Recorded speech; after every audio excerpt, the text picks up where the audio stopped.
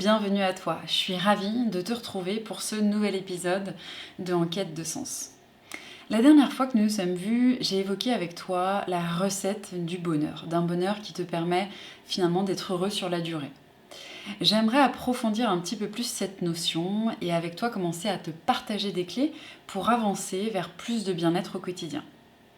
Alors pour reprendre cette recette, on a parlé dans un premier temps du besoin de vivre des émotions agréables. C'est ce qu'on appelle le bonheur hédonique. Ce bonheur, il vise en fait à amener beaucoup de plaisir dans ta vie.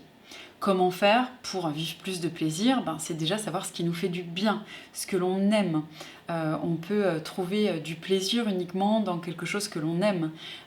Donc du coup, le premier moyen pour toi d'aller chercher plus d'émotions agréables, plus de plaisir, plus de joie, c'est de nommer, de prendre le temps de cette introspection pour nommer ce que tu aimes et ce qui fait joie en fait en toi. Pour plein de raisons dans la vie, on peut ne pas être au contact de ce qui fait joie pour soi. C'est-à-dire, je m'y limite à ressentir de la joie parce que je m'autorise peut-être pas cette émotion, ou je ne m'autorise pas les choses qui me font plaisir parce que la plupart des gens ne sont pas attirés par ça, donc je ne me l'autorise pas moi. Ou alors, j'ai pas bien conscience de ce qui me fait plaisir, alors j'essaye plein de choses, mais finalement, ce qui fait vraiment joie, j'ai du mal à le discerner. Moi, ce que je propose souvent, c'est déjà d'aller mettre des mots dessus, de déjà pouvoir identifier ce qui peut te rendre heureux, avec un travail orienté vers tes valeurs. Les valeurs, c'est quoi? C'est un mot qui est assez général et pour autant qui est très très important dans nos vies. Nos valeurs, c'est un peu la fondation. C'est ce qui a de la valeur. Si on prend juste le mot, c'est ce qui a de la valeur pour moi. Et qu'est-ce qui a de la valeur pour moi? Si je prends l'exemple personnel que j'ai, ce qui a de la valeur pour moi, c'est la nature. C'est la liberté. C'est l'amour. C'est l'humain. L'évolution. Voilà quelques-unes de mes valeurs que je viens de te partager. Et ces valeurs-là, si je les nourris au travers de mes actions au quotidien, si je fais en sorte d'être en nature, d'accompagner les gens à évoluer, de donner de l'amour, d'en recevoir, si je fais en sorte de nourrir ce qui a de la valeur pour moi, alors je ressentirai de la joie. Et j'ai qu'à le voir vous avez qu'à juste le regarder. Quand je suis en nature, j'ai le sourire jusque-là. Quand je fais du bateau, je ressens beaucoup de liberté, donc je suis pleinement épanouie. Donc ce que je t'invite à faire, si tu as envie d'avancer déjà dans cette démarche, c'est de peut-être nommer ce qui a de la valeur pour toi. Ce qui va avoir de la valeur pour toi va être ta boussole, c'est ce qui va orienter ta joie. Si tu veux être heureux, nourris ce qui a de la valeur pour toi et tu iras vers la joie. Si tu as envie de mettre un peu plus de joie dans ton quotidien, alors attache-toi à regarder qu'est-ce qui manque et qui a de la valeur pour moi dans mon quotidien. Qu'est-ce que je pourrais faire de manière très concrète que je ne fais pas assez? Je te donne un exemple, pour moi, si on parle d'amour.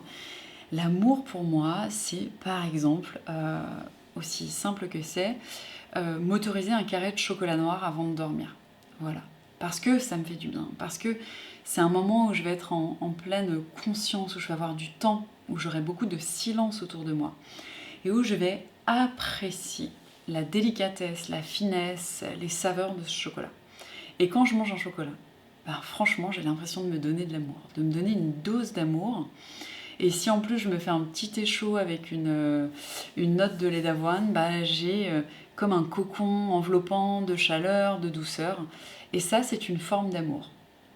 Une autre forme d'amour, c'est prendre un bain. Quand je rentre chez moi le soir et que je peux m'allonger dans un bain, d'une certaine manière, je m'enveloppe d'amour parce que je me donne des sensations très agréables qui me font du bien et qui me font me sentir d'un seul coup aimée, enveloppée, coucounée.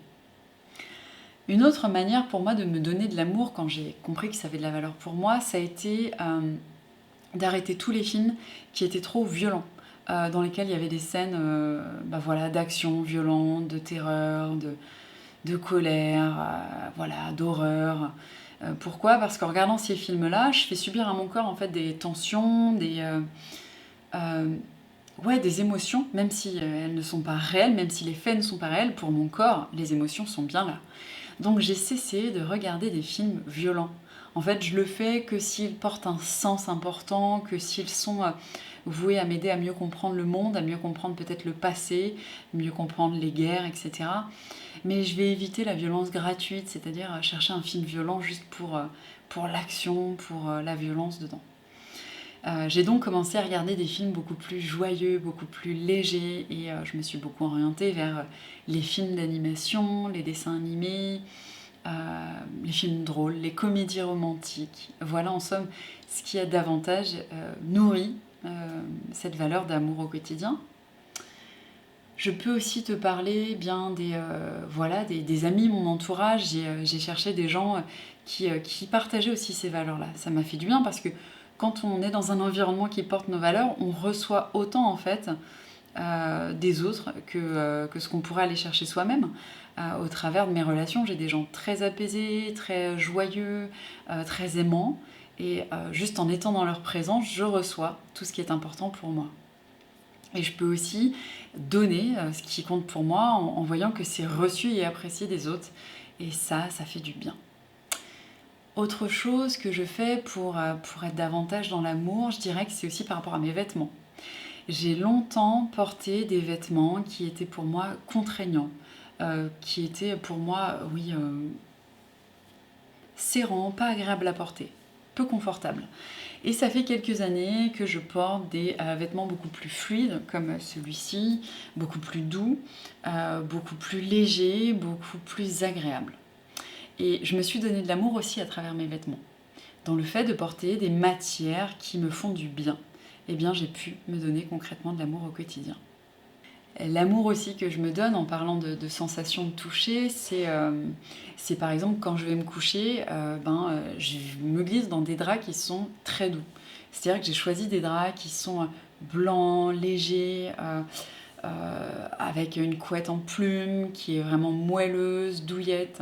Donc au travers même de mon lit, de mon cocon intime, j'ai choisi de l'amour, j'ai choisi de la douceur. On oublie souvent que la douceur, c'est une expression de l'amour. La tendresse est une expression de l'amour. La gentillesse aussi. La tendresse, si je reprends, c'est un toucher aimant. Donc l'ensemble des choses que l'on peut faire pour nourrir nos valeurs est à notre portée. Il s'agit juste de peut-être l'identifier, de mettre des mots déjà sur ce qui compte pour nous.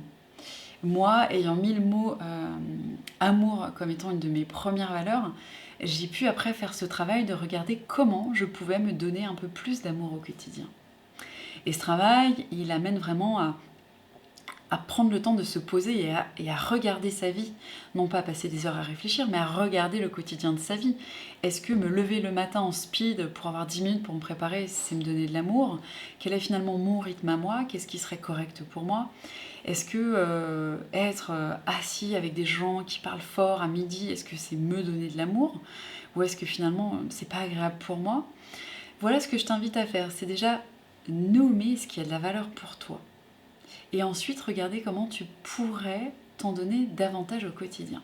Pour résumer, une des premières manières pour toi d'avancer vers plus de joie dans ta vie, vers plus de bonheur comme on appelle hédonique, c'est de mettre des mots sur ce qui fait joie pour toi. Et ce qui fait joie pour toi peut ne pas faire joie pour d'autres personnes. Je t'ai partagé un tas d'exemples sur moi, ils peuvent résonner ou non avec toi. En tout cas, moi, c'est ma recette pour être heureuse, c'est de mettre de l'amour et c'est sous cette forme que cela prend forme dans ma vie. Toi, de ton côté, est-ce que c'est l'amour? Et si c'est l'amour aussi, bien, sous quelle forme ça va s'exprimer? Sous quelle forme tu vas pouvoir te le donner et te nourrir? Ça t'est vraiment personnel. Ce que je t'invite à faire déjà, c'est cette première réflexion sur quelles sont tes valeurs. Je me réjouis de te retrouver la semaine prochaine. On plongera davantage dans ce sujet. En attendant, j'espère que ça t'a aidé, que ça t'a donné des premières clés. Et je te souhaite une magnifique soirée. N'hésite pas à partager, liker et t'abonner. Et si tu souhaites davantage de contenu, laisse-moi un petit commentaire. À bientôt!